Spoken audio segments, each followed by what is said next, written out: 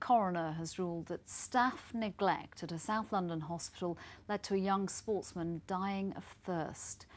22-year-old Rita Gorny was so desperate for a drink while he was in St George's Hospital in Tooting, he called police from his hospital bed. Today his family said they were devastated about the missed opportunities to avert his death. Our health correspondent Liz Wickham reports. In 2010, Rita Gorny was having a straightforward hip replacement operation. But he died because a long series of medical professionals never saw him as a whole person. He was suffering diabetes as a result of a previous brain tumour and needed steroid medication and lots of fluids. He became agitated when he was dehydrated, and I met his mother at that time. He was distraught. He was screaming down the telephone, I need a drink, they won't bring me a drink. He says, I've called the police, they're holding me down, they won't give me a drink. I said, calm down, Kane, because I thought he must be having a lot of morphine to be reacting like this. I then went to the hospital. I couldn't believe it. There were nurses, cooks, cleaners, everyone standing round his bed giggling at his performance. And my son was seriously ill.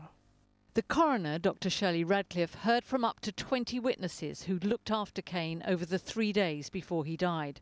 Some didn't realise he needed his steroids. Some didn't realise he needed fluids. Some didn't understand that aggression came from dehydration. The coroner said there was a collective failure of a number of individuals, both doctors and nurses.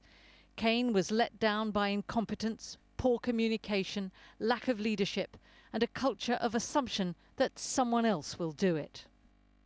A crescendo of small failures mounting up to one incredibly tragic outcome. We as a family have been devastated to hear of the number of missed opportunities to avert our son's tragic death. We are pleased that the coroner's verdict of neglect recognises the number of systemic and individual failures in the basic level of care provided to Kane. The hospital made a public apology today. We deeply regret the death of Rita Gorny and have apologised unreservedly to his family for the grief that this has caused. Dr. Radcliffe stated that she couldn't return a verdict of manslaughter because there were just too many incidents and too many people that contributed to the negligence.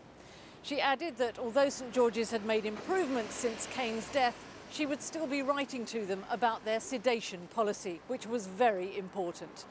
Liz Wickham, London Tonight, Westminster Coroner's Court.